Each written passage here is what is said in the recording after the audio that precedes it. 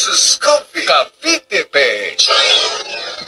God is good all the time. God is good all the time. Amen. God is good all the time. God is good all the time. Hallelujah. He is good all the time and all the time. God is good. Yan. Good evening po sa inyong lahat mga kapatid. Yan. Pinagpalang gabi po sa inyong lahat. At yan, salamat po sa pagsama nyo ngayong gabi dahil ito na po ay huling araw ng ating pag-aayuno. Yan, salamat sa Diyos!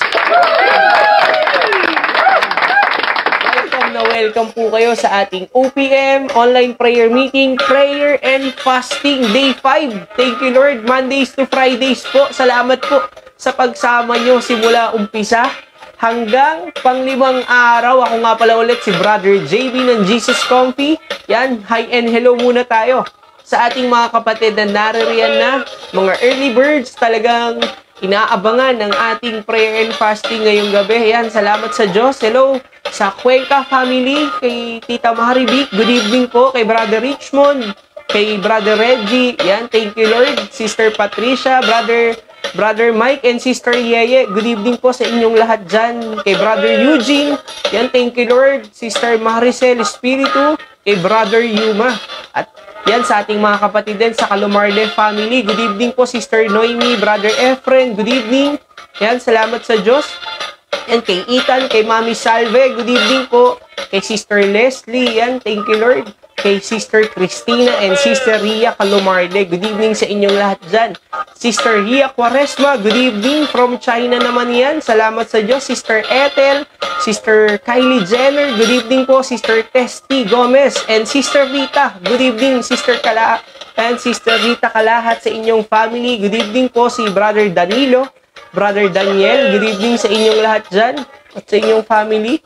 Yan, kay Sister Winnie sa aking butiing asawa na kasupport sa likod ng camera, kay Clarence, kay Cheska, kay Janine, kay Jewel, yan, kay Abby na makulit. Yan, salamat sa Diyos. At kay Papa John and Mama Ningning, good evening sa inyo lahat dyan. Kay Papa Herman, Mama Mia, good evening po. Kay Pastor Roban and Sister Bell, good evening. Kay Mami A, yan. Kay Daddy Long, good evening Daddy, we miss you. Kay Daddy Renny. At sa Rosit family, good evening po kay Ninang Nida and Sister Ash, Sister Karen. Yan, bago ang lahat mga kapatid, manalangin muna po tayo sa ating Panginoon. Hingiin natin ang kanyang gabay at ang karunungan ngayong gabi. Salamat sa Diyos. Thank you, Jesus. Hallelujah. Panginoon, Ama naming Diyos, dakila at makapangyarihan sa lahat. Salamat po sa huling araw ng aming pag-aayuno. Salamat Lord at sinamahan mo kami Panginoon. Salamat Lord dahil binigyan mo kami ng desire na patuloy Lord na kausapin ka, manalangin sa'yo. Salamat Lord dahil dito natuto kami na ibigay yung oras namin sa'yo, Panginoon. At Lord, salamat dahil hindi lang pang prayer and fasting namin ito gagawin, kundi araw-araw ng aming buhay, Panginoon. Lagi kang mangusap, lagi kang mangaral, magbigay ng mga revelasyon sa amin, Panginoon. Lagi mong buksan ang aming mga isipan, ang aming mga mata sa iyong mga salita, Panginoon. Lord, salamat dahil ngayong gabi, Panginoon, bibigyan mo kami ng karunungan, kaalaman at pangunawa, lalong-lalo na sa buhay ni Daniel na aming maririnig ngayong gabi, Panginoon, kung paanong kumilos ang iyong makapangyarihang kamay, Panginoon. Lord God, Lord, salamat din po sa mga kapatid ko na nandito, nanonood, Panginoon. Salamat, Lord, dahil pinalalakas mo sila. Yung iba, Lord, gutom na, Panginoon. Hindi nila nakain yung mga gusto nila sa loob ng 1 linggo. Salamat, Lord, dahil sinamahan mo sila, Panginoon. Salamat, Lord, dahil ang mga salita mo ang nagiging kabusugan ng kanilang buhay, Panginoon, Lord. Salamat, Panginoon. Sa gabi na ito, Panginoon, hinihingi namin ang iyong paggabay, hinihingi namin ang karunungan na sa iyo lamang nagmumula at patuloy, Lord, na ikaw nga po ang maitaas sa gabi na ito. Sa pangalan ni Jesus, Amen. Thank you, Lord. Hallelujah. Yan. Thank you, Jesus. Napakaganda. Napakasarap na manalangin sa ating Panginoon, di ba? Na wala tayong ibang gagawin kundi manalangin at mag-ayuno, di ba? 5 araw yan. Salamat sa Diyos. At kung kakapasok mo pa lamang, kapatid, kakatapos lang po nating mag-pray. Yan, mag-opening prayer. At kung bago ka pa lamang dito sa ating gawain, kapatid, wag na wag kang mahihiya na i-comment dyan sa ating comment section ng New Blessing. Yan, wag din nating kalimutan na i-share ang ating live video, kapatid.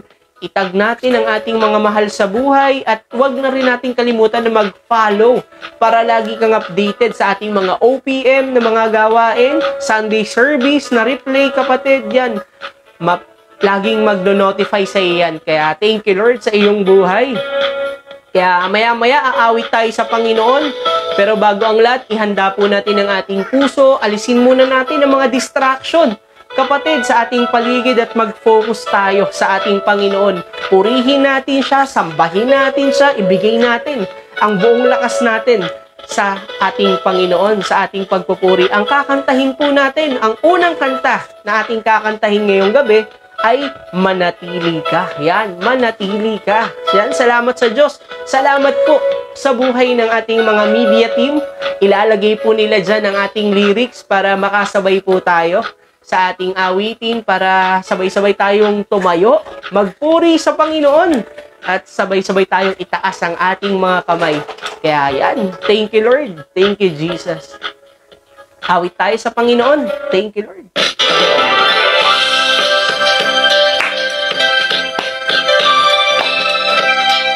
Hallelujah.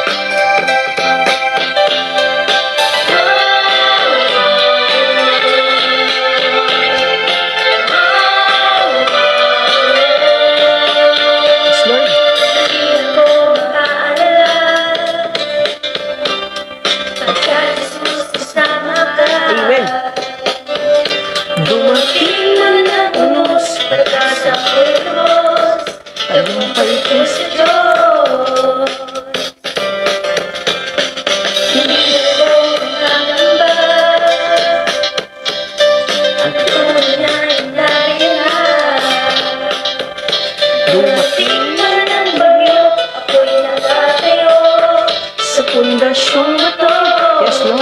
Manatili ka, kapatid.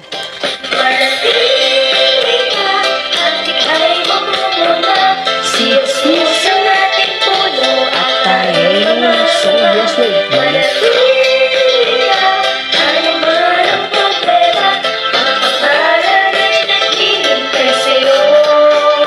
Manatili ka. Manatili ka. Yes, Lord. Hallelujah.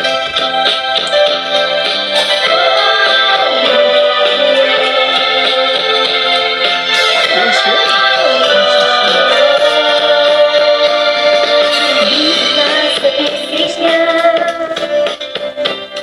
Ang nakaraan ay lumutin na. Yes, Lord. Pagpapatawad kay lubos, mahaba ng Diyos, hindi na uubos. Halika na at uwitan siya, mabuti ang kalooban niya. Papawiin ang lungkot, hindi ba nanakot, lumapit lang sa Diyos. Thank you, Lord. Manatili ka, kapatid. Manatili ka, at ika'y mamumula. Si Jesus ang ating puno, At tayo'y mga suma. manatili ka, ano man ang problema, pagpapala ay naghihintay sa'yo. Manatili ka, at ika'y mamumula. Si Jesus ang ating puno, at tayo'y mga suma. Manatili ka, ano man ang problema, pagpapala ay naghihintay sa'yo. Manatili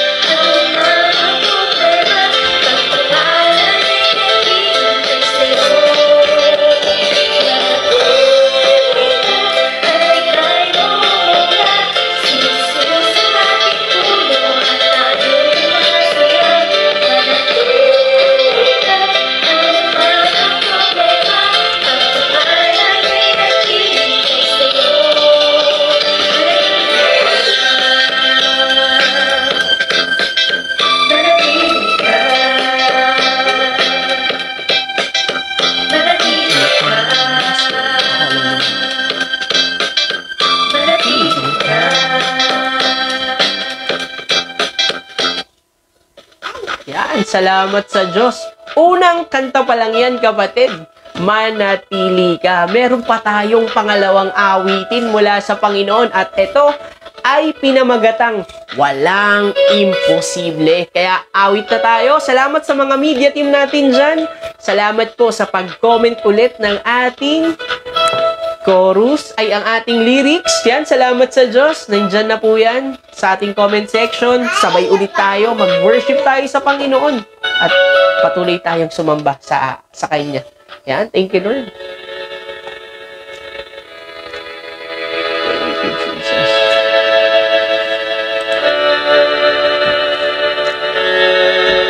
Hallelujah. Sa Kanya na makakagawa higit pa Yes, Lord. sa ating hingin tulong niya ay maaasahan. Laging may pag-asa, laging may pag-asa.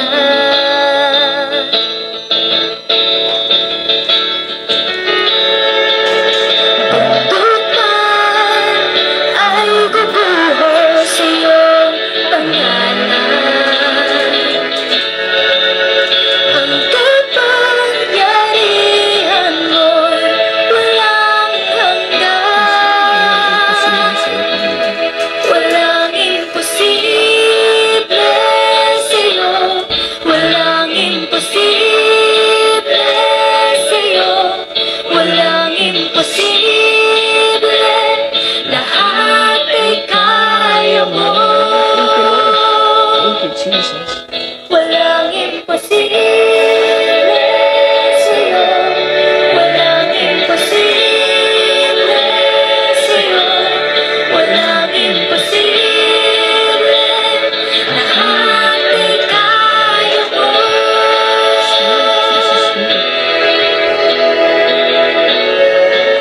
Sa pangalan mo, Jesus, magtitiwala. Ang kalakasan ko sa'yo nagmumula. Sa pangalan mo, Jesus, magtitiwala. Ang kalakasan ko sa'yo nagmumula. Nandiyan na Yes, Lord. ang himala. Nandiyan na Yes, Lord. ang himala. Nandiyan na ang himala. Nandiyan na ang himala. Thank you, Lord. Walang imposible sa'yo. Walang imposible sa'yo. Walang imposible. Lahat ay kaya mo. Yes, Lord. Jesus. Hallelujah. Walang imposible sa'yo. Walang imposible sa'yo. Walang imposible. Lahat ay kaya mo. Yes, Lord. Walang imposible. Thank you, Jesus. Walang imposible sa ating Panginoon na buhay. Salamat sa Diyos. Napakaganda ng mga awitin na ibinigay ng Diyos, no? Talagang, ano yan eh. Kumaga, naalala ko dyan yung walang imposible na binigyan kami ng bahay, yan. Pinakasal kami ng... Si Lord ang nag-provide, di ba? At may ginagamit kaming sasakyan ngayon. Lahat yun imposible sa amin. Pero lahat yun naging posible sa ating Panginoon. Salamat sa Diyos. At itong mga inawit natin kanina, yung manatili ka, yung walang imposible, hindi mo lang yan dito mapapakinggan sa ating OPM. Pwede mo pa siyang mapakinggan araw-araw kapag ikaw ay nagpe-pray, ikaw ay nag-worship kay Lord, pwede mo siyang mapakinggan at isama sa iyong mga playlist. Yan, thank you Lord. Pumunta ka lang sa ating YouTube channel, Jesus Comfy Church. Yan, salamat sa Panginoon. At matatagpuan mo na dito yung mga awiting na ginawa ng ating simbahan na mula sa ating Panginoon. At yan, thank you Lord. Kung hindi ka pa nakasubscribe sa ating YouTube channel, mag-subscribe ka na kapatid para lagi kang updated sa ating mga bagong music videos na ilalabas. Yan, alam ko merong i-release ngayon ng worship team. Kaya salamat sa Diyos. Abang-abang tayo dyan mga kapatid. At kung kakapasok mo pa lamang kapatid sa ating OPM, Online Prayer Meeting, Prayer and Fasting, Day 5. Yan, binabati kita ng magandang gabi. Yan, good morning, good afternoon sa ating mga online viewers. Salamat sa Diyos sa inyong mga buhay. Yung iba nasa Canada, kala Pastor Ray and Sister Charity Mapalo. Kay Brother TG, good evening sa iyo bro. Yan, kala Brother Joel Napoletano sa Napoletano family, kala Tita MJ, kala Sister Hannah. Yan, good evening po sa inyong lahat dyan. Kay Sister Raquel Encarnacion, good evening po. At yan sa ating mga kapatid din sa Japan, konbawa po, Sister Tess Gomez and Sister Kylie and Sister Ethel. Yan, good evening po sa inyong lahat dyan. At sa ating ding kapatid, kay Brother Ronel and Sister Kay Napoles. Yan, good evening po. Yan, sa ating mga pastor din, kay Pastor John Bartolome, kay Pastor Arnold, yan, kay Brother Jojo. Good evening kay Bishop Ricky po. Good evening po kay Reverend Joe at kay Pastor Roban and Sister Isabel. Yan, good evening po sa inyong lahat. At yan mga kapatid, comfy break muna tayo. Thank you Lord. Thank you Jesus. Dagdag kaalaman, matutuklasan dito sa Coffee Break. That's a good idea! Presented by OPM Online Prayer Meeting.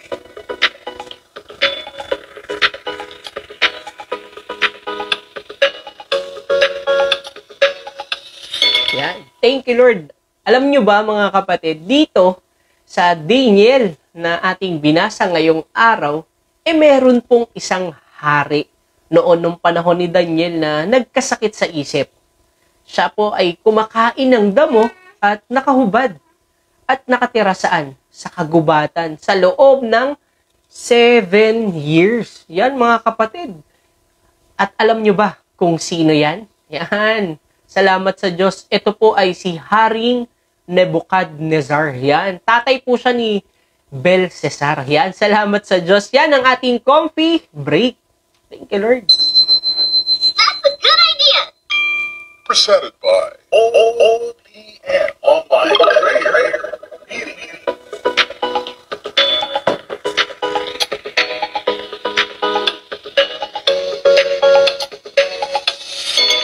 Thank you, Lord. Salamat. Ayan, no? Talagang mapapaisip ka, sino kaya yun? Nakaka-interesting kasi pag hindi mo nabasa yung Bible, talagang hindi mo malalaman. Kaya napakaganda pong basahin, pag-aralan natin ang salita ng Panginoon at marami po tayong matutuklasan na hiwaga sa kanyang salita at magpapalakas ng ating loob at magbibigay pag-asa. Yan. Thank you, Lord. Napakaganda ng ating coffee break. At yan, mga kapatid, kung first time mo dito sa ating OPM, Prayer and Fasting, kapatid, wini-welcome kita. Wag kang mahiya na i-comment dyan ng new blessing. Welcome na welcome ka sa family ng ating Panginoon. At thank you, Lord, sa Jesus Comfy. Yan, salamat sa Panginoon. Mondays to Fridays po ang gawain ng ating Panginoon, 7 hanggang 8 PM tayo. Yan, batiin ko muna kayo ng Happy New Year. Ngayon lang ulit tayo nagkita-kita, no? Sa tinagal-tagal. At salamat sa Panginoon kasi nakabalik na tayo ulit sa OPM. Thank you, Lord. At ngayon, mga kapatid, kunin na po natin ang ating mga Bible, notebook at ballpen. At buksan na po natin ito sa Daniel chapter 5, verse 1 to 6. Yan, Daniel 5, chapter 1, verse 6. Yan, habang hinahanap mo kapatid, nagpapasalamat po ang ating Panginoon, ang ating simbahan sa ating mga faithful kingdom partners. Salamat sa Panginoon. Salamat po sa nag-uumapaw na generosity sa inyong mga puso, lalong-lalo sa pagbibigay sa gawain ng Panginoon. Salamat po sa pag-support sa ating mga ministries. Patuloy po kayong pagpalain ng Panginoon. Receive maximum harvest in Jesus' name sa lahat po ng inyong pag-support. At salamat po dahil kahit may mga pangangailangan po kayo, talagang yung pangako nyo sa Panginoon, tinutupad nyo. At salamat dahil hindi kayo magkukulang sa Panginoon. Sabi nga ng ating mga kapatid, hindi natin matatalo ang Panginoon sa bigayan. Kaya patuloy tayo na magpagamit, patuloy tayo na magbigay sa gawain ng Panginoon. At good news mga kapatid, dahil yung pinapagawa po natin na santuaryo ng ating Panginoon sa Andrea ay tinutuloy na po ulit ngayon. Salamat sa Diyos. Isang nahinto pero salamat. Dahil lang Diyos ang kumilos at nagbigay ulit ng pampagawa. Kaya kapatid, ine-encourage kita ngayon na magpagamit din sa Panginoon. Kung ano yung meron tayo, ipagkatiwala natin sa Panginoon. Daragdagan pa ng Panginoon yan. Ngayon pa lang, gustong-gusto mo nang magbigay sa Panginoon, magpagamit. Kapatid, basa ni Lord yung puso natin. Alam ni Lord kung paano niya tayo gagamitin. Minsan may mga tanong sa isip natin, paano ba ako makakapagbigay? Kapatid, marami na pong paraan. Meron po tayong GCash, yan. Thank you Lord. Online na lang. Meron din po tayong mga bank account na ginagamit para sa gawain ng ating Panginoon. Ngayon pa lang, kapatid, thank you sa buhay mo. God bless you at patuloy kang gamitin ng Panginoon sa kanyang kaharian. Thank you Lord. At nandyan ka na ba kapatid? Sa Daniel 5 verse 1 to 6, kung naririyan ka na kapatid, i-comment mo dyan. Amen. Hallelujah. Ayan, maya-maya, babasahin na natin to. Daniel 5, verse 1 to 6. Yan, basahin na po natin, kapatid. Thank you, Lord. Sabi dito, mga kapatid, minsan, si Haring Belshazzar ay nagdaos ng malaking handaan para sa 1,000 niyang tagapamahala at nakipag-inuman siya sa kanila. Nang lasing na si Haring Belshazzar, ipinakuha niya ang mga sisidlang ginto at pilak na sinamsam ng ama niyang si Nebuchadnezzar sa templo ng Jerusalem. Ipinakuha niya ang mga ito upang inuman niya at ng mga tagapamahala ng kaharian, ng kanyang mga asawa at mga asawang lingkod. Sabi sa verse 3, dinala naman sa bulwagang pinagdarausan ng handaan ang mga kagamitang ginto at pilak na sinamsam mula sa templo ng Diyos sa Jerusalem. At nang ininuman nila ang mga ito, habang sila'y nag-iinuman, pinupuri nila ang kanilang mga Diyos na yari sa ginto, pilak, tanso, bakal, kahoy at bato. Verse 5, walang ano-ano'y lumitaw ang isang kamay ng tao at sumulat ito sa pader ng palasyo sa tapat ng lalagyan ng ilawan. Nakita ito ng hari, namutla siya, nangatog ang mga tuhod at nalugmok sa matinding takot. Kaya manalangin tayo mga kapatid. Thank you Lord. Thank you Jesus. Panginoon, Ama naming Diyos, dakila, makapangyarihan sa lahat. Salamat po sa pagbasa ng iyong salita ngayong gabi. Salamat Lord sa pang-5 araw ng pananalangin at pag-aayuno. Salamat sa pagsama mo. Muli, buksan mo ang aming mga puso at isipan sa iyong mga salita. Bigyan mo kami ng maliwanag na isipan. Karunungan na sa iyo lamang nagmumula.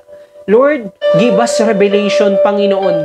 Buksan mo ang aming mga puso, Panginoon, na tanggapin ito. Lahat ng ito itanim mo sa amin, Panginoon, tumubo, lumago, makita mga pagbabago sa aming buhay. Araw-araw. Kaya, Panginoon, maraming salamat po sa paglukob din ng iyong banal na dugo, sa kapuspusan ng banal na Espiritu Santo. Ngayon pa lang tinatanggap na namin ang lahat ng ito sa pangalan ni Jesus. Amen. Thank you, Lord. Salamat sa Diyos. Hallelujah. Yan mga kapatid, kung kakapasok mo pa lamang, kakatapos lang po natin na manalangin, magbasa ng salita ng ating Panginoon sa Daniel chapter 5, verse 1 to 5. Yan, salamat sa Diyos. Ito na po ay huling araw ng ating pananalangin at pag-aayuno. Yan, salamat sa Diyos. Ako nga pala ulit, si Brother JB. Good evening po sa inyong lahat. At ang pag-uusapan natin ay yung buhay ni Daniel ngayon. Yan, thank you Lord. Hindi buhay ng iba, buhay ni Daniel. Pero bago tayo mag-umpisa, dyan mga kapatid, background muna tayo sa kanya. Sino nga ba si Daniel? Yan, maraming mga bata, mga kids na alam nila talaga kung sino yan di ba? Pero ito, si Daniel po ay isang propeta ng Diyos, messenger of God. At siya po ay isang Israelita na nabihag ng mga taga-Babylonia. Yan, nasakop po sila ng mga taga-Babylonia. At ang nangyari po, nung nandun na sila sa Babylonia, ito pong si Daniel ay pilit na pinapalitan ng kanyang identity. Yan, binabago ang kanyang buhay ng mga taga-ron. Kung ano yung kinakain ng mga taga-Babylonia, ayun din yung gustong ipakain sa kanya. Pero ang magandang balita, pinili pa rin niyang maging kalugod-lugod sa harap ng Diyos. Yan. At alam niyo mga kapatid, itong si Daniel, siya po ay naglingkod sa hari. Naglingkod siya sa hari na si Nebuchadnezzar. Yan. Napili si Daniel kasi matalino siya, malakas ang pangangatawan. Yan. Tapos, ang nangyari po ay pagkalipas po ng 3 taon, ito pong hari na si Nebuchadnezzar, dahil naglilingkod po si Daniel sa kanya, ay nagkaroon po ng masamang panaginip si Nebuchadnezzar. Gustong ng hari na ipaliwanag ang kanyang panaginip nang hindi niya sinasabi. Di ba? Maganda, mabasa niyo po yan sa Daniel chapter 1 na nandyan po lahat yan. At sino ba naman makakapag-interpret ng panaginip kung hindi mo sasabihin? Napakahirap po nun, tama. Pero kung sasabihin mo kung ano yung napanaginipan mo, maaaring ma-interpret. Pero hindi ganun si Nebuchadnezzar. At imposible po na ma-interpret yon. Alam niyo po ang nangyayari, sa sobrang galit nitong ni Nebuchadnezzar dahil walang makagawa, kahit mga manghuhula, astrologo, lahat pinatawag niya, mga salamangkero, lahat yan tinawag niya. Hindi mahulaan. Ipapapatay niya ang lahat ng mga yon, lahat ng mga tagapayo ng Babylonia. At kasama po dito si Daniel. Kasi tagapayo po si Daniel doon, iisa po siya doon. Pero alam nyo mga kapatid, nakakatuwa dahil itong si Daniel kasama niya ang Diyos. Amen? At ito nga ang nangyari. Dahil kinausap ni Daniel na wag muna silang patayin. Pumunta muna siya kay Haring Nebuchadnezzar, bigyan muna siya ng ilang araw para manalangin, ipag-pray kung ano yung panaginip ba talaga. At ayun po ang ginawa ni Daniel. At alam nyo mga kapatid, napakaganda. Kasi naipaliwanag ni Daniel ang panaginip ni Haring Nebuchadnezzar. Dahil pinakita sa kanya ng Diyos kung ano yung napanaginipan ni Haring Nebuchadnezzar. Pinakita kay Daniel ng Panginoon. At nangyari po ay na-promote po si Daniel. Yan, thank you Lord. At hindi lang isang beses na naginip si Haring Nebuchadnezzar. Makalipas ang mga ilang taon, na naginip ulit ito. At ito po ay naipaliwanag ulit ni Daniel. Alam niyo mga kapatid, itong si Haring Nebuchadnezzar ay may isang anak. Yan. Nung matanda na siya, may anak siya, ito ay si Belshazzar. Haring Belshazzar. Lahat po ng nasakop ni Haring Nebuchadnezzar sa mga Israelita, sa Jerusalem, dinala po ni Haring Nebuchadnezzar sa Babylonia. Isa na dito yung mga gamit sa templo ng Diyos. At dahil nakita ito ni Haring Belshazzar, ginamit niya ito. Ito na po yung kamalian ni Haring Belshazzar na hindi dapat gamitin yon kasi ito ay isang banal na gamit mula sa Panginoon. At sabi doon, minsan si Haring Belshazzar ay nagdaos ng malaking handaan para sa 1,000 niyang tagapamahala.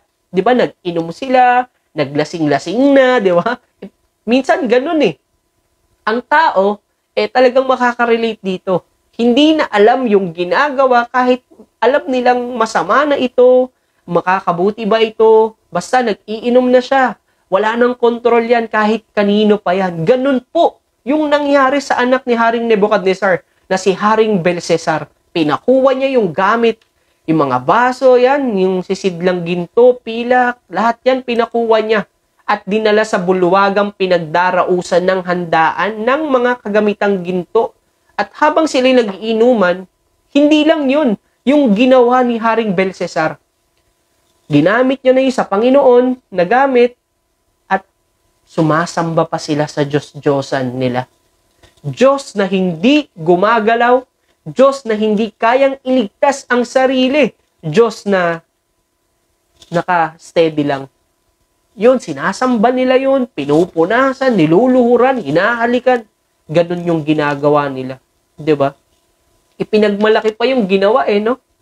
Ginawang mali ng hari na to, na si Haring Belshazzar.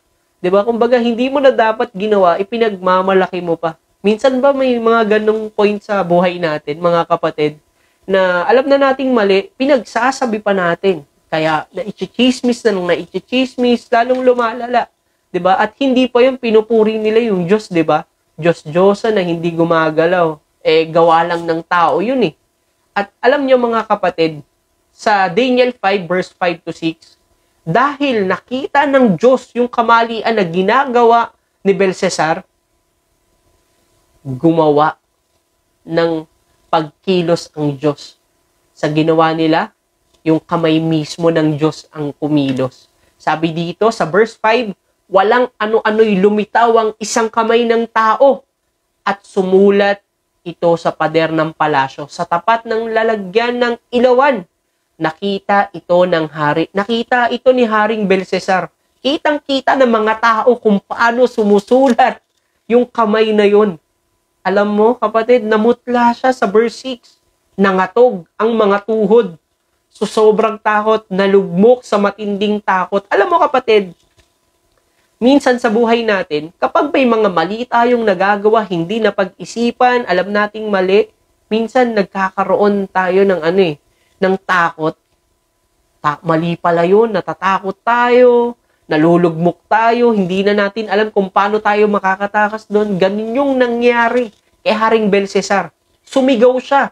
Sabi, katulad ng ginawa ng kanyang ama, ni Nebuchadnezzar, ganito yung ginawa niyo. Dalhin dito ang mga engkantador. Yan, kasi hindi nila mabasa yung sinulat ng ng kamay doon Mga astrologo, mga manghuhula. Sinabi niya, kung sino man ang makabasa at makapagpaliwanag sa nakasulat na ito ay bibihisan ko ng damit na kulay ube.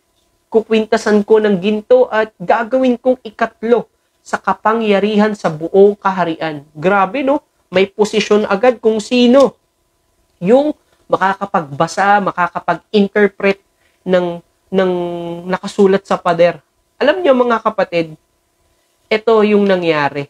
Sa Daniel 5 verse 8 to 10, dumating ang lahat ng mga tagapayo. Dumating lahat ng pinatawag. Talagang kapag ang hari ang nagpatawag, pupunta yan. Kumbaga parang sa mayor, may tayo doon, may meeting tayo, lahat pupunta sila doon. Ganyan yung ginawa ng hari.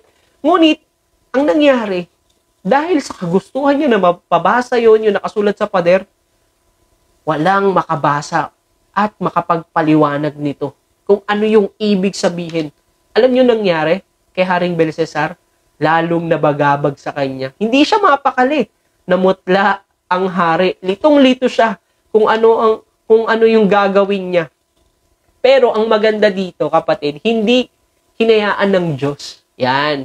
Na hindi ma-interpret to, hindi niya maintindihan kung hindi hinayaan ng Diyos na hindi malaman ni Belshazzar kung ano yung nakasulat. Dahil itong nanay ni Belshazzar ay may nalalaman. Yan. Sa verse 10, ang inang reyna ni Haring Belshazzar ay pumasok po sa bulwagan nang marinig niya ang pag-uusap-usap ng anak niyang hari at mga tagapamahala rito. Kasi nung nandun na sila sa bulwagan, nagkakagulo na po sila. Hindi na talaga nila alam kung paano, natatakot na sila. Kaya ito po yung sinabi ng nanay niya, mabuhay ang anak kong hari. Huwag kang mabagabag at mamutla sa takot. Sa kaharian mo ay may isang taong kinasihan ng espiritu ng mga banal na Diyos noong panahon ng iyong amang si Nebuchadnezzar. At eto nga po, sino to? Si Daniel. At tinawag niya si Daniel kapatid. Alam niyo mga kapatid, matututo tayo dito sa buhay ni Daniel dahil sa pangalawang tanong na meron tayo, anong mga pag-uugali ni Daniel ang dapat nating tularan? Alam niyo mga kapatid, dito nung pinatawag si Daniel, pumunta po agad siya. At dito, ang isa kong nakita na pag-uugali ni Daniel ay yung mapagpakumbaba. Yan. Lagay mo dyan, mapagpakumbaba. Bakit, Brother JB? Paano mo nasabi na ito yung pag-uugali ni Daniel? Mapapansin niyo mga kapatid, 2 beses po na nagpaliwanag, nag-interpret si Daniel ng panaginip ni Haring Nebuchadnezzar. Alam ni Daniel na nagkakagulo sa bulwagan. Alam ni Daniel na may nagsulat doon. Nagkakagulo Alam niya pinatawag lahat Pero, hindi nagmayabang si Daniel sa hari. Hindi niya pinangunahan yung hari. Alam ko yan. Humble lang si Daniel, kapatid. Pinagamit, alam nyo, dahil kahit alam ni Daniel, yung ano na yon, yung nakasulat doon, hinayaan niya munang tawagin siya. Yan. Minsan sa buhay natin, dapat ganun din tayo. Wag natin na porkit alam na natin, pangungunahan na natin kahit na hindi naman tayo kasali. Di ba? Yung mga ganun Hayaan nating tayo, tawagin tayo, hayaan nating ipakilala tayo, yan, ganyan. At pangalawa, una, mapagpakumbaba si Daniel, yung pag-uugali niya. Yung pangalawa, pinagamit niya ang binigay na talento sa kanya ng Diyos. Yan, nung tinawag siya ng Inang Reyna, tsaka etong si Haring Belshazzar, hindi siya nagdalawang isip na pumunta. Hindi, kaaway namin yan Ayoko niyan, sinakop nga kami, binihag nga kami yan ni Belshazzar Bakit pupunta pa ako doon? Kahit alam ko yan, hindi siya nagdalawang isip. Makikita mo yung pagpapakumbaba niya, alam niya kung sino yung nagbigay ng talento sa kanya, kaya pumunta siya doon. Hindi niya ipinagdamot yung talento na meron siya. Yan, pinagamit siya, at eto pa, kapatid, walang hinihinging kapalit si Daniel. Kasi bakit? Di ba? Natatandaan niyo sa binasa natin na pararangalan, gagantimpalaan ni Haring Belshazzar kung sino ang makakapagpaliwanag. Pero nung dumating doon si Daniel, sabi ni Daniel sa Daniel chapter 5, verse 17, sinabi ni Daniel sa hari, "Mahal na hari, wag na po ninyo akong bigyan ng anuman. Ibigay na lamang po ninyo sa iba ang sinasabi niyong gantimpala. Babasahin ko na lamang po at ipapaliwanag ang nakasulat." Grabe, no? At alam niyo mga kapatid, sa pangatlong tanong, sa paanong paraan kumilos ang kamay ng Diyos? Sa pagpapakumbaba ni Daniel, sa pagiging niya, yung pagpapagamit ng kanyang talento, ito yung pagkilos ng Diyos. Kahit na kalaban ang mga taga-Babylonia ng mga Israelita, kasi binihag sila, hindi ginawang division yun ni Daniel, na tulungan ang hari na i-interpret yung nakasulat. Kaya ang kamay ng Diyos na ang kumilos. At ang unang point, ang kamay ng Diyos ay naghahayag kung ano ang ginagawa ng mga tao.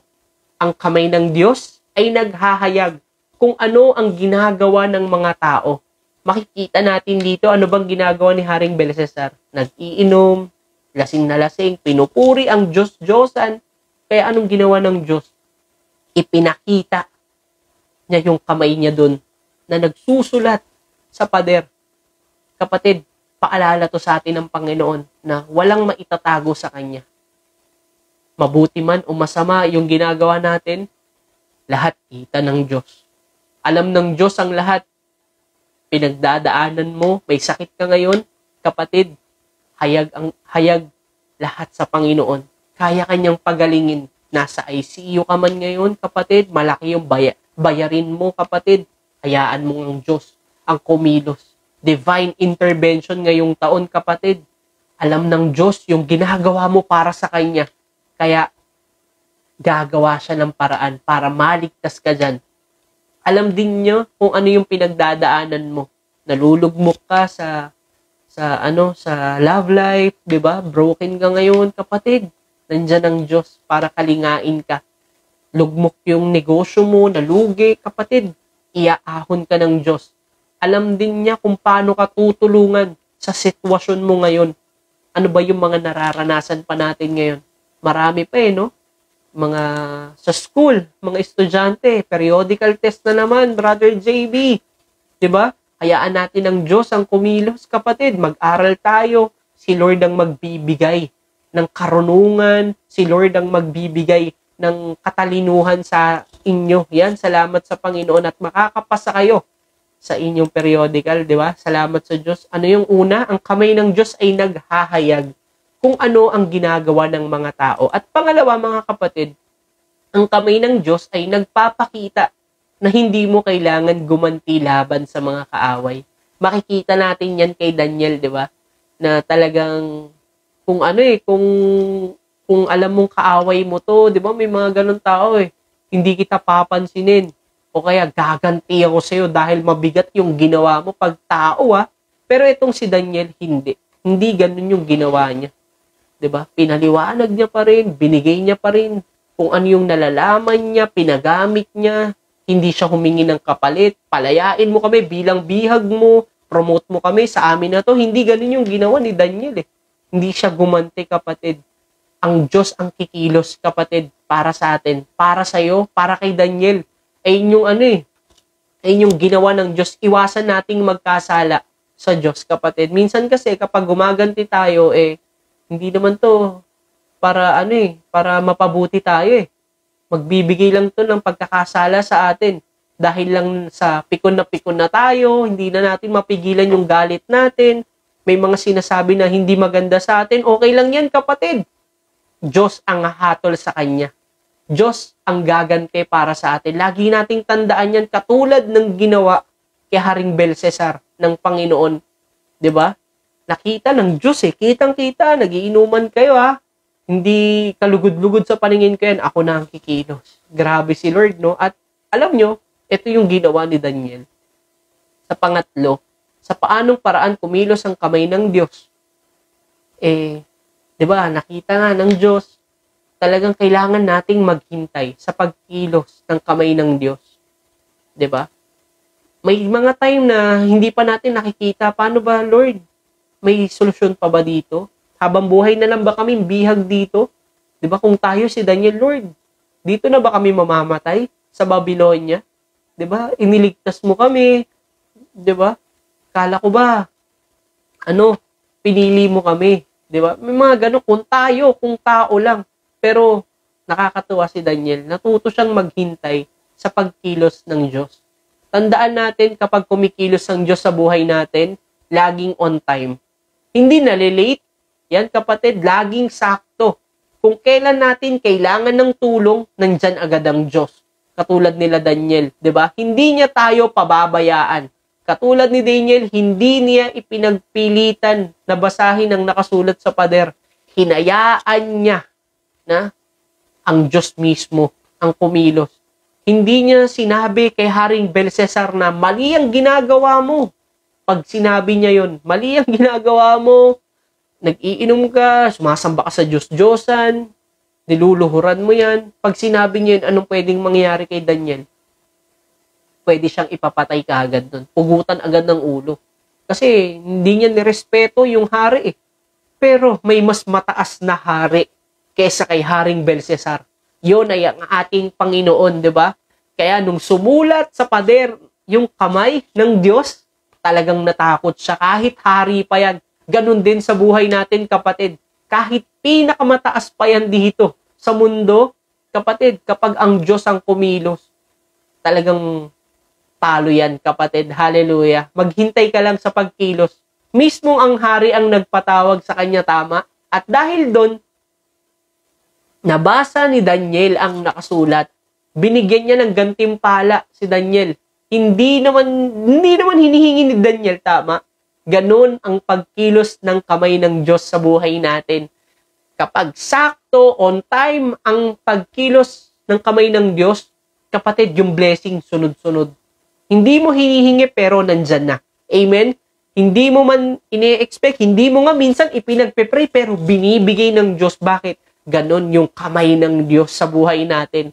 Kapag time na ni Lord kumilos, talagang ibibigay niya lahat yan. Anong dapat natin gawin? Maghintay lang tayo sa pagkilos ng kamay ng Diyos sa buhay natin. Divine intervention ngayong taon, kapatid. Growing your faith. Amen. Yung mga bagay na hindi mo hinihingi, yan, ibibigay yan ng Diyos sa'yo. Magtiwala ka lang. Yan, thank you, Lord. At sa pang-apat na tanong, anong resulta ng divine intervention sa istorya?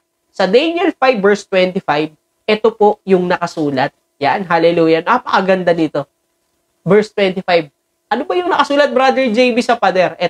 Ito ang nakasulat. Mene, mene, tekel parsin. Ito naman ang kahulugan. Sabi ni Daniel, yung mene, nabibilang na ang araw ng iyong paghahari sapagkat wawakasanan ito ng Diyos. Tekel, tinimbang ka at napatunayang kulang. Peres, ang kaharian mo ay mahahati at ibibigay sa Media at Persia. Verse 29, iniutos ni Haring Belshazzar na ibihisan si Daniel ng damit na kulay ube at kwintas na yari sa dalisay na ginto. Pagkatapos, ipinahayag niyang ito ang ikatlo sa kapangyarihan sa buong kaharian. Grabe, no? Nang gabi ring iyon, ito yung nangyari. After na mabasa ni Daniel, naparangalan siya. Yan, thank you Lord, na-promote siya. Ito yung nangyari kay Belshazzar.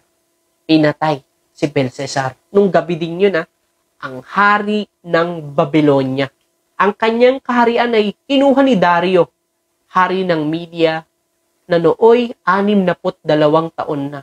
Alam nyo mga kapatid, dito sa storya na to, talagang makikita natin yung buhay ng ating Panginoon. Bakit? Yung mene tekel parsin, winakasan ng Diyos ang paghahari ni Haring Belshazzar. Kasi mali, sumasamba siya sa Diyos-Diyosan, talagang, hindi ka lugod-lugod sa harapan ng Diyos. Inalipin niya sila Daniel, yung mga Israelita na pinili na bayan ng Diyos. Alam niyo mga kapatid, dito sa mundo, may hari din. May hari din. At alam naman natin kung sino yung hari ng mundo. Sino? Si Satanas. Ganun din ang ating Panginoon na si Kristo, kapatid. Winakasan ng Diyos ang paghahari ni Satanas dito sa mundo. Dahil, bakit? Sinabi niya nang siya'y nasa krus, tetelestai, kapatid. It is finished, kapatid. Nagtagumpay na si Kristo laban sa kamatayan. At ngayon, ay binigyan niya tayo ng buhay na walang hanggan. Alam mo kapatid, sa lahat ng kasamaan dito sa mundo, hindi natin kaya yan. Kasi bakit? Makasalanan din tayo. Pero dahil may isang Diyos na nagkatawang tao, bumaba dito sa lupa, ibinigay yung sarili niya at nabuhay ng matuwid, walang kasalanan, tinubos tayo sa ating mga kasalanan. Siya ay namatay para sa atin. Nung ikatlong araw, kapatid, good news. Dahil yung Diyos na si Jesucristo ay nabuhay ng ikatlong araw. At sabi dito sa Colossus chapter 2 verse 15, sa pamamagitan ng kanyang kamatayan sa krus, nilupig niya ang mga pinuno, yan kapatid, at kapangyarihan ng sanlibutan. Ang mga ito'y parang mga bihag na kanyang ipinarada sa madla bilang katunayan ng kanyang pagtatagumpay. Kaya kapatid, salamat sa Diyos. Anuman yung mga nagiging distraction, anuman yung mga pinagdadaanan natin sa buhay na dahil sa kasalanan, sakit, yung mga kakulangan, paghihirap, pagtitiis, kapatid, winakasan na yan ni Kristo sa krus, kapatid. It is finished. Tetelestai, winakasan na lahat ng yan. Kapatid, kahit si Satanas, hindi magtatagumpay sa ating Diyos na buhay. Kaya marahil ikaw ngayon, kapatid, ikaw yung nanonood ngayon, ikaw yung Ikaw yung tao na punong-puno ng pag-aalala, takot, na Lord, bakit ganito yung nangyayari sa akin? Hindi ko alam na ba't may sakit ako ngayon. Kapatid, iisa lang ang solusyon dyan. Iisa lang ang makapagbibigay ng solusyon dyan. Alam mo kung sino? Si Kristo. Si Kristo na nagbigay ng kanyang buhay. Nagtagumpay siya sa krus ng kamatayan, kapatid.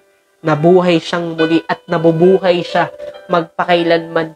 Totoo ang ating Panginoon na pinaglilingkuran. Kung sino yung sumulat sa pader ng Mene Tekel Parsin kay Haring Belshazzar, siya yung Diyos natin ngayon na buhay, na nakikita kung paano tayo naglilingkod, kung paano tayo nagtitiis, kung paano tayo umiiyak sa panalangin, kapatid.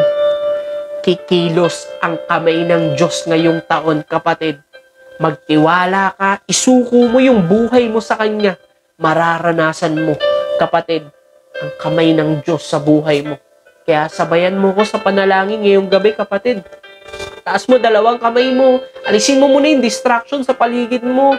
Pikit mo yung mata mo, yuko mo yung ulo mo, sabihin mo, Panginoong Jesus, isa akong makasalanan. Marami akong pagkukulang, pagkakasala, Panginoon, sa iyong harapan. Ngayon, pinagsisisihan ko na po ang lahat. Ngayon, binubuksan ko ang aking puso, ang aking buhay. Sabihin mo, tinatanggap kita bilang Panginoon at tagapagligtas. Panginoon, ikaw po ang maghari sa akin. Panginoon, salamat po sa pagpapatawad mo. At sa buhay na walang hanggan, sa langit kasama ka. Sa pangalan ni Jesus,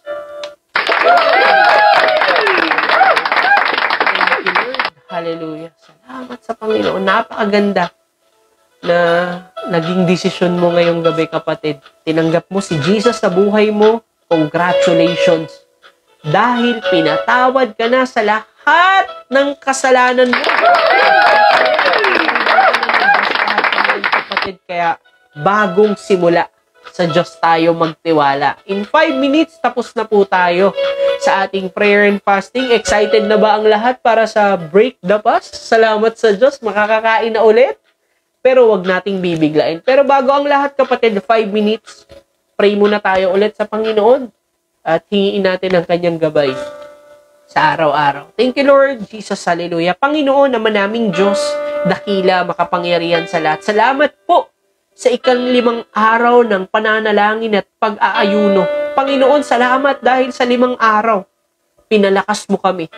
Binusog mo kami ng iyong mga salita. Salamat, Lord, dahil lahat ng aming panalangin sa iyo, pinakinggan mo. Ang iyong makapangyarihang kamay ang kumilos. Salamat, Panginoon, sa mga prayer requests na patuloy na sasagutin mo ngayong taon. Salamat, Lord, din sa mga kapatid ko na nakaranas ng sakit ngayon, Panginoon, nasa ICU. Lord, si Brother Jeff Estrada, Lord, in the name of Jesus, Panginoon. Ano man ang mga nararamdaman niya, Lord, sa katawan niya, Panginoon, yung puso, mula ulo hanggang talampakan, ayusin mo yung kidney failure in Jesus' name, Panginoon. Ikaw po ang mag-ayos ng lahat ng yan, Panginoon, nang hawakan mo siya ng iyong makapangyarihang kamay, Panginoon. Lord, kita mo yung puso ng tao na ito. Hindi lang si Brother Jeff, Lord, kundi yung mga tao na nasa ospital, Lord. In the name of Jesus, Panginoon, ikaw po ang patuloy, Lord, na humahawak sa kanila, Panginoon. Ikaw ang patuloy na magpagaling sa kanila, Panginoon. Aayusin mo ang lahat ng mga hindi gumaganang parte ng kanilang katawan, Panginoon. Magiging normal ang lahat, Panginoon. At Lord, we pray din, Panginoon, give us favor, Panginoon. Bigyan mo sila ng mga gamot na magpapagaling sa kanila, mga doktor na gagamitin mo bilang instrumento, Panginoon. Lord, salamat dahil itong mga tao na ito ay magpapatotoo sa iyong pangalan, Panginoon Lord. Mararanasan nilang kagalingan. Lord, you will provide din po sa mga bayarin sa ospital, Lord, sa mga gamot, sa doctor's fee, Panginoon, in the name of Jesus, Lord, you will provide. Gaano man kalakihan, Lord, 6 digits, Lord, 7 digits, in the name of Jesus, Lord. Ikaw ang kikilos, Panginoon. Ikaw ang Diyos na mayaman, Panginoon. Ikaw ang may-ari ng langit at lupa. Walang imposible sa iyo, Panginoon. Lord, sa mga kapatid ko rin, Lord, na nakakaranas ng UTI, Lord, in the name of Jesus, Lord, walang kapangyarihan ang kadiliman sa liwanag ni Kristo. Kaya, Panginoon, maraming salamat sa kagalingan na ipinagkakaloob mo na ngayon pa lamang, Panginoon. Lord, salamat din sa mga kapatid namin, Panginoon, na nakakaranas ng kakulangan. Ikaw ang patuloy na mag-provide sa kanila, Panginoon. Punuin mo sila, Panginoon. Punuin mo sila ng iyong presensya, Lord, financial, Lord, in the name of Jesus. At dalangin din namin, Panginoon, sa mga estudyante, Lord. Ikaw ang magbigay ng karunungan sa mga mag-e-exam sa paparating na linggo na ito, Panginoon. Bigyan mo silang karunungan, kaalaman, pang-unawa. Makapasa sila lahat sa kanilang mga exams, Panginoon, periodical, Lord, in the name of Jesus. Ikaw ang patuloy na magliwanag, Lord. Ipaunawa mo sa kanila lahat, Panginoon, ng mga inaral nila sa school. Kaya, Panginoon, ngayon pa lang, tinatanggap na namin ang tagumpay. Tagumpay na galing kay Kristo, na aming Diyos na buhay magpakailanman. At lahat ng ito, itinataas namin sa iyo, Ama, sa pangalan ni Jesus. Amen and amen. Thank you, Lord. Salamat. Yan, patuloy tayong umasa, manampalataya sa ating Panginoon na buhay na si Jesucristo. Sasagot ang Diyos sa lahat ng ating panalangin. Kaya yan, kapatid, kanina sumabay ka ba sa panalangin? Yan, thank you, Lord. Congratulations sa'yo. Pinatawad ka na ng Diyos at hindi lang yan. Yan, thank you, Lord. Tinawag ka pang anak ng Diyos. Anak ka na ng Diyos ngayon, kapatid. Kaya sabay-sabay tayo na ideklara ang I am a child of the Most High God. I am blessed. I am full of wisdom, full of power, full of potential. I can do all things. I will overcome. I have a great destiny in Christ. I believe it and I receive it. In Jesus' name, sigaw mo. Powers in you, Messiah. That is Jesus Christ, the King of Kings and the Lord of all Lords. Thank you for watching, mga kapatid. Salamat sa Panginoon. See you next week.